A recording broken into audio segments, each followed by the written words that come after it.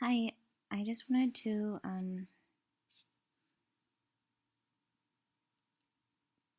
God was calling me a terebinth tree last night, and I know it's from the book of Isaiah. I was at this Tuesday night fellowship, the one that I was brought to last October,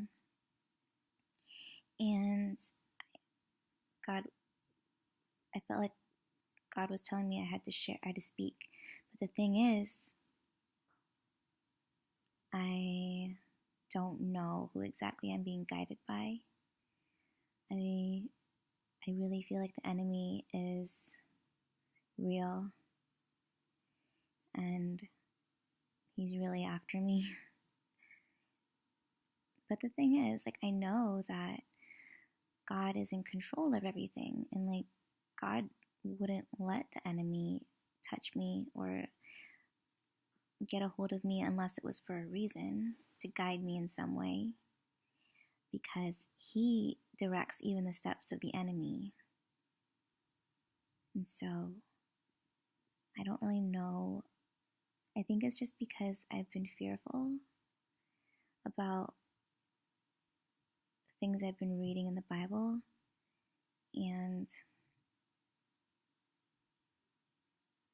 I think it's because I've kind of lost my way when it comes to what my purpose here is. I hear conflicted things. I hear on one hand that the platform of the voice is not for me, and then I hear another platform saying it is for me, and it was actually prophesied over me the same day that the person told me he wanted to take me to the throne room, and then he asked me to close my eyes and look to my right, and I did, and I saw Jesus, and he said, "That's who you'll be seated next to." And I knew that because God had called me his queen and his bride. And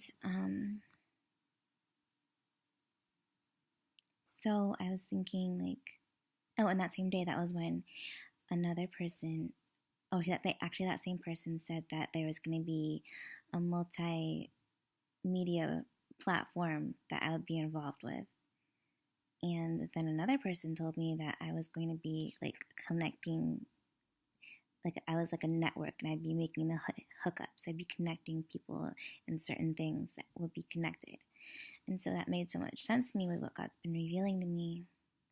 But I think that somehow I've lost my way, and I don't know, because last night I was so gloomy, because I feel like when it comes to the book of Zechariah in chapter 11, where it talks about the staff beauty and how she's supposed to be broken, and the stuff that I've been reading about in the book of Isaiah about Jerusalem and how she's a harlot and she's like a prostitute, and then in Zechariah 11, it talks about how the staff beauty, when it's broken, that's where 30 pieces of silver is mentioned.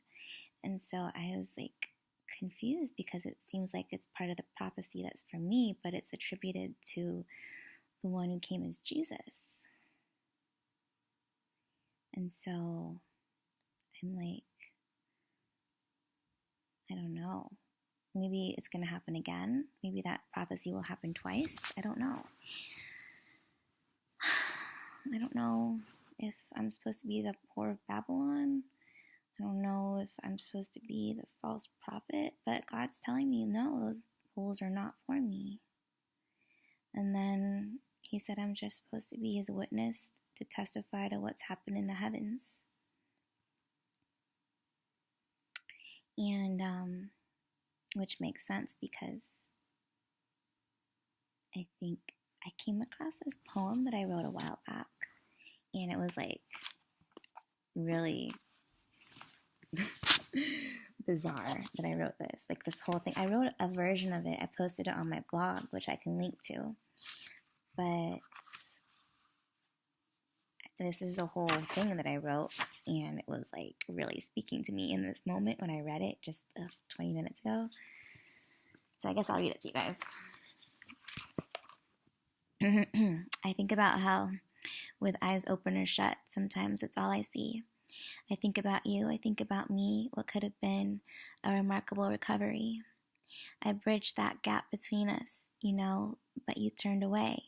I laid it all on the line for you. I had dreams for us to be together always. Oh, how I fought for you, for us, but you chose to run like a frightened animal into the arms of hell. Was I not all you needed? Why wouldn't you hear when I begged and pleaded? Your rejections pierced me all over again, barbed stakes through my flesh. I was consumed for you. I gave up my life for you. But you wanted to live another day, merrily on your merry way, spilling the cup I was made to drink in your drunkenness. You stumbled along with pleasure in the dark. Though I had light, your limited sight kept you from seeing, and you turned back to what you knew, too blinded by hunger to see you were cavorting with a corpse, infected by disease and spreading your misdeeds with friends. Wasn't the smell enough of a warning, or were all your senses so dulled? In a consuming stupor, you went right by the bridge I built leading to the sky. The path was straight, the gate was high. It was only narrow because it was less traveled by. So here I sit as I dream of hell in your heavenly face that I knew so well.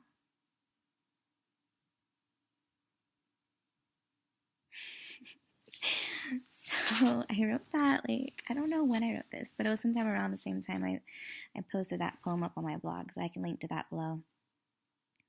But yeah, that was I was like, whoa. I've been sharing my misdeeds with my friends.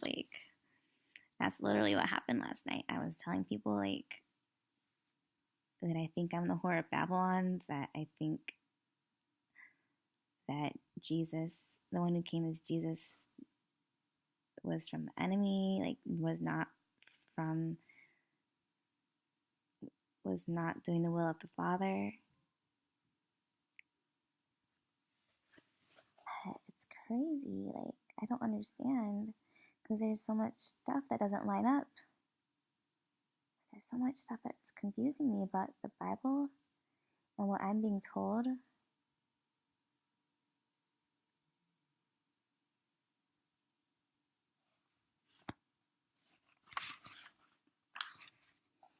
I don't want to go to hell. I don't want to lead people to hell either. I promised God that I would always speak the truth.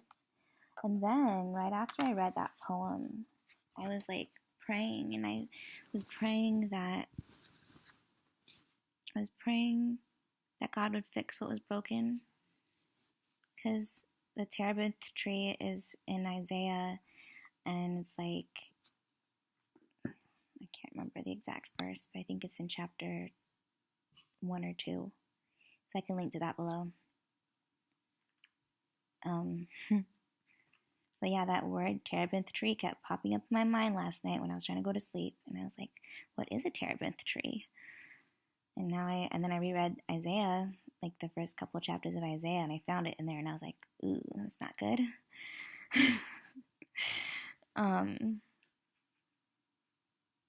But like I said, I don't know what the truth is. I'm super conflicted right now. I had a vision on Saturday after I posted that video on Saturday, 2 videos ago. I had a vision of the Black Horseman, because God had told me He was going to give me rest. After I made the video, He was like, I'm going to give you rest. I'm going to give you rest. And then I was going to go to sleep, or I was reading, I think I was reading the Bible, and I closed my eyes for a moment, and I had this vision of this cavern, and it was an amber colored cavern, and I felt this whoosh rise past me, rise up, and I looked up, and there was an opening at the top of the cavern, And then I was outside the cavern and I saw emerge this black horse and a rider on a black horse, and he was carrying a torch. And he was racing like the wind, or racing on the breath of the wind, maybe the breath of God. And I was watching him as he was racing along with his torch. And the torch, I feel like, is knowledge, or enlightenment, I guess. Or, I don't know, something like that. Maybe it's also the Holy Spirit. I don't know. So that was what I saw that night. So I knew that God was sending his spirit rest. That's what it says in Zechariah chapter 6. It talks about how the black horseman, or the black horse, is being sent to the north country to bring rest to his spirit. And God has told me I'm of the Holy Spirit. And okay, so I had a vision like 10 minutes ago. God was like, when I was praying and I was asking for forgiveness, and I was like, fix what was broken and help me to not be blinded anymore. He was like, close your eyes and come up here, and I want to show you something. And so I closed my eyes, and he was like, what do you see? And I said, I saw a wall to my right, and it was like surrounded by this, almost like a laser, like this red flame. And then I realized it was actually a tower, and I went to go touch the wall, and I could touch it, and I wasn't being burned. And then I was gonna climb up it, but then he was like, there's a door. And so I was looking for the door, and I found it, and it was very small.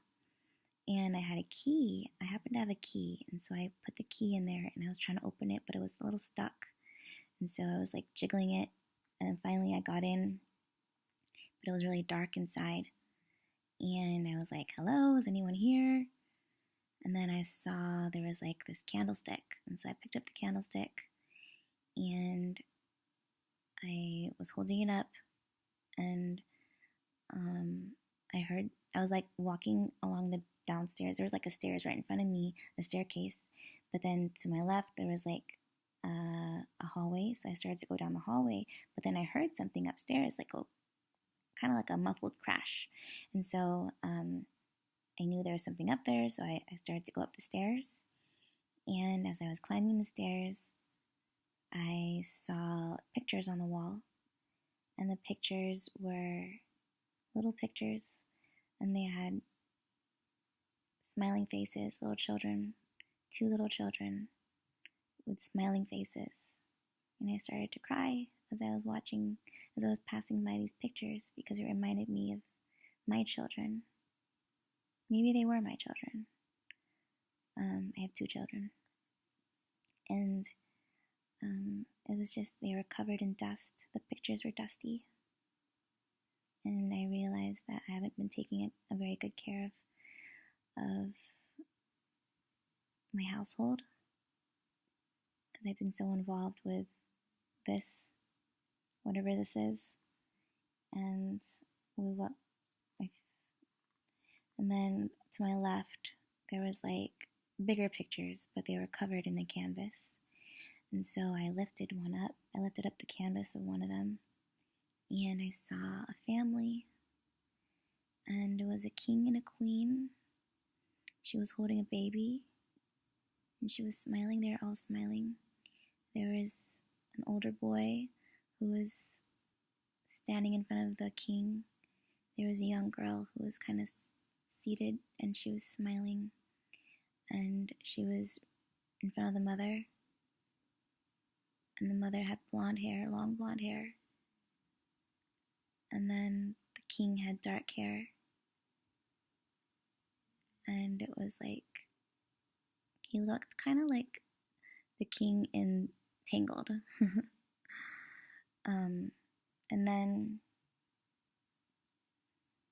I saw something up on the top of the stairs. It was like a flash of movement, And so that was when I started to write these things down. God was telling me about her. It was a woman, she had long blonde hair, very long hair.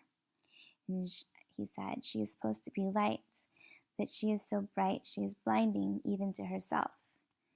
There was a window that she had been sitting in front of, and she sat there in the sun, seeking its warmth even though she can't see it.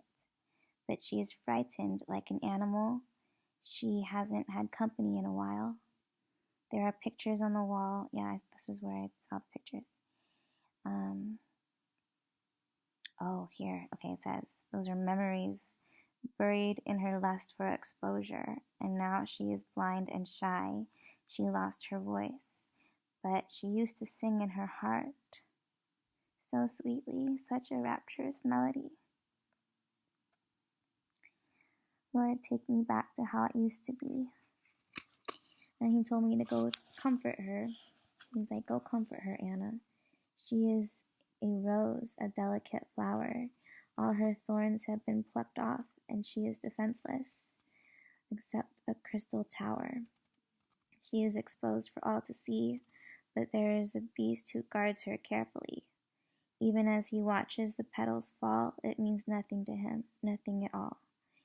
To the right are happy faces. So this was regarding the pictures. To the right are happy faces of babies. To the left are shrouded mysteries. And I asked, is she Rapunzel? And he said, no, she is the fairest maiden in the land. And then he said to go look for her. And so I went all the way up the stairs, and there were 2 rooms. One was closed, but one was slightly open. So to the one that was slightly opened, I went inside, and I saw her lying down, and she looked a little like Sleeping Beauty. But the thing was, she had this machine, like those robots from Transformers, the bad guys, the skinny little ones with the sharp fingers. It was over her. It was standing over her, and it had sliced open her chest and was trying to remove her heart or rewrite it. He was trying to rewrite what was on her heart, and so then I transformed. I was no longer a woman. I was a man, and I was told to wake her. So with my sword, I sliced off the head of the machine, but then I didn't know how to put her back together because she was sliced open. And so he said to take the sword and to place it on her chest, put her. So I put her back together, but then I right where there was that open area, I put the sword over it, and then it was like a burning sword, and so it kind of I was pressing down with it with both my hands, and so as I was doing that, it seared her skin back together, and so I lifted it up, and then he said, now seal it with a kiss, and so I right over her heart, I kissed it, and then there was he said, look at your hands. And so I looked at my hands. My hands were branded. And then I looked at her, and she was also branded. And so he said, your hands are branded, and so is her heart, but she is whole again. Now wake her with a kiss. And then I went to go kiss her, but when she woke up, she was like this banshee. She jumped away, and she couldn't see. Her eyes were gouged out like empty sockets. And I started to cry because I knew that's not how she was supposed to look. And then as I was crying, I was told that the tears of the prince have healing. And so as I was trying to get close to her, she had these really sharp teeth, and she was barking like a dog, and she couldn't see that I was just trying to help her. And so she ran out the room, and I was told to go find her. And so I think I found her on the staircase, but I don't remember what happened on that after that. But I knew that I was supposed to like heal her somehow. So that's the story of my inner person, I guess. I don't know.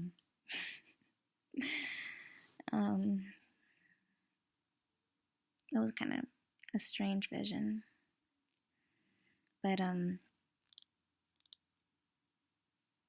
know this is getting long. No one's probably gonna listen to this, and that's okay. I don't really know why I'm making these videos anymore. Like, I feel like nobody cares, which is fine. I don't know why God told me to make this YouTube channel in the first place. Let's see. So the things that are troubling me about the Bible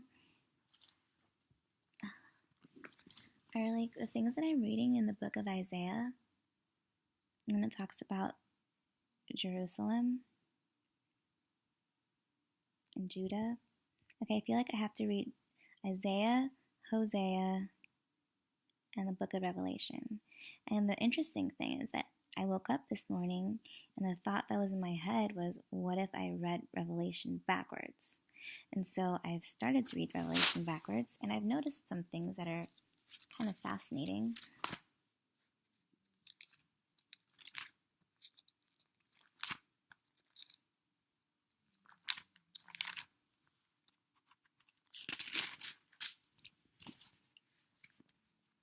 Oh, here. So, first of all, it says, verse 16 in chapter 22, it says, I, Jesus, have sent my angel to testify. And to testify, that word is witness. To witness to you these things in the churches. I am the root and the offspring of David, the bright and morning star. And the bright and morning star, I feel like that's the sun. Like that's the sun, the literal sun, the actual like brighting, shining brightly sun. But that sun is also, oh, that makes sense now. Because like, it's not a coincidence that the words sun and S-O-N and S-U-N are the same. And Jesus, and the one who came as Jesus was called the Son of God. And he is the Son of God. But there's a lot of other people that are also children of God. But he's the firstborn. And I think that he and I were born at the same time. Like the sun and the moon were given dominion over the whole earth. That's what it says in Genesis. Like, if you were to read the actual Hebrew words, that's what it says. And I actually made a video about this, so I can link to that below. And then it says, verse 17, and the Spirit and the bride say, come. And let them who hear say, come. And so I know that I'm the bride because I was told that I'm the bride by Jesus and by people who have prophesied over me.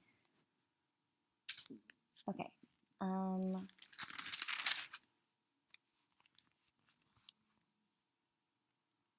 Okay, so Jesus testifies to the churches in verse 22, verse 12. And behold, I am coming quickly. My reward is with me to give everyone according to his work. And the reward, like I think I've mentioned this before, I think that the reward is the scale. And I know that I'm a scale, so, or I hold scales, or I am, I don't know, like I hold the scales in my heart, I think. Okay,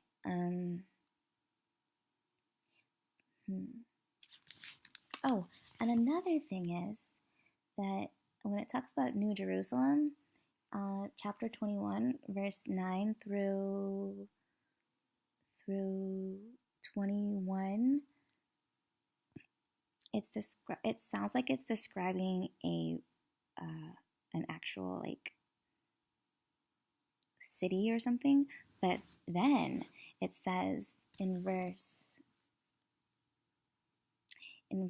16, it says, the city is laid out as a square. Its length is as great as its breadth. And he measured the city with a reed, 12,000 furlongs. Its length, breadth, and height are equal.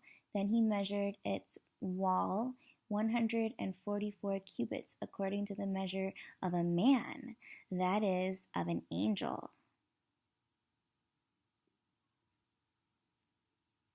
And another thing that has confused me in the past is when I was reading Revelation, it says, these are the ones who have not defiled themselves with women. And then there is something I came across in Zechariah when I was reading it in the Strongs. And I think, where is it? I'll have to link to that passage below, but it's really interesting because it says, these are the women. Maybe it was Isaiah, not Zechariah. But like, it's talking about, it says men, but then when you look at the actual definition of that Hebrew word, it actually means woman. So that's interesting. So I feel like on earth, mankind is woman. I don't know, something like that. And in the heavens, they're all masculine, which makes sense because that's what I deciphered from the book of Genesis.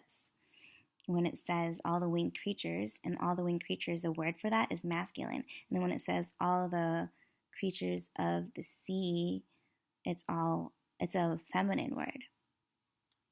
So I don't know. But I feel like that God has called me, he's called me Jerusalem. And I think that I'm supposed to be this new Jerusalem because it talks about how it talks about how it's going to have 12 pearls. And that's the song that I've been singing like all day was If I Die Young by the band Perry. And that was actually the song that God wants me to sing for when I got on The Voice. That's like the first song that I'm supposed to sing. And it's like the Ballad of a Dove. See, this is what I'm talking about when I say these songs are like meant for me, kind of. Like, I feel like they're really meant for me. Then that sounds conceited, but I feel like it's true. Let's see.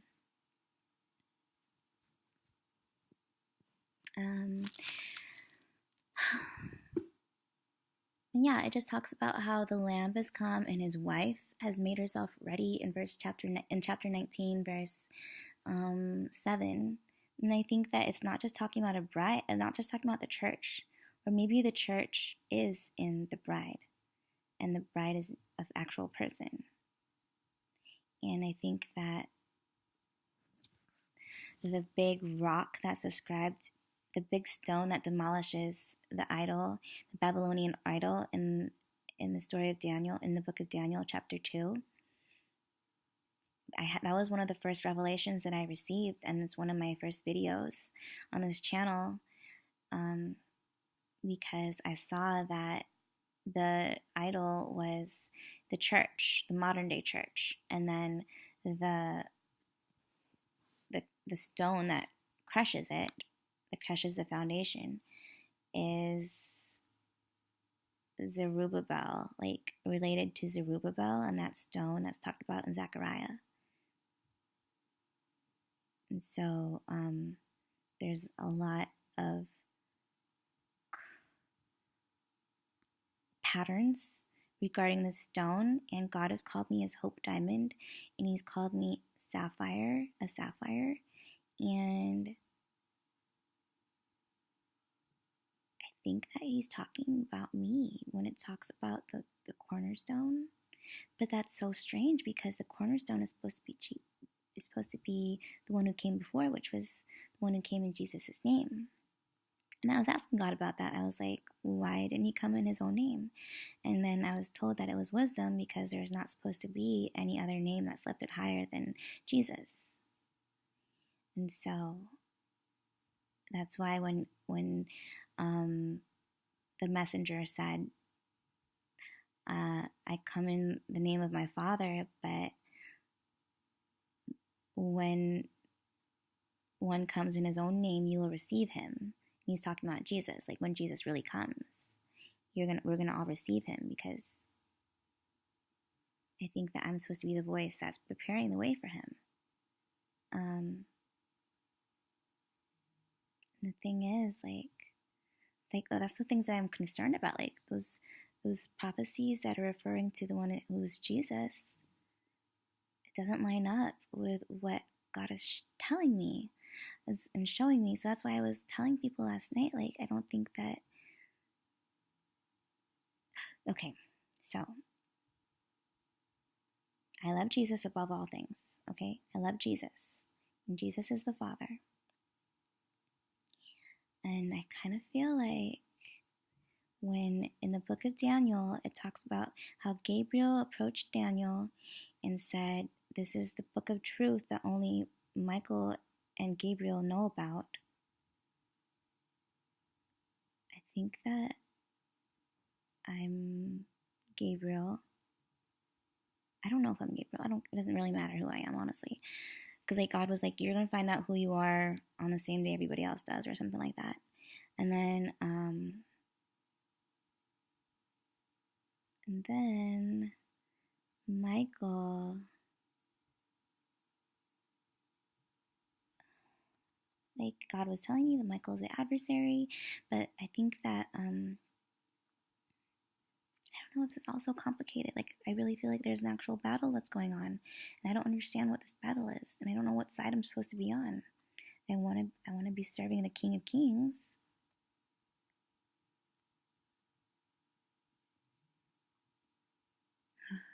Anyway, this is getting long, but I'm just like trying to figure this stuff out, and I don't really have any understanding. And there is a lot of stuff that's conflicting, like, but I know that I'm hearing from God because I know God's with me. Like He guides me, directs my steps. He protects me from enemies or people who could hurt me. And I don't know, guys. Anyway, if I think of anything else to share, I'll post it in the description of this video. And I don't know.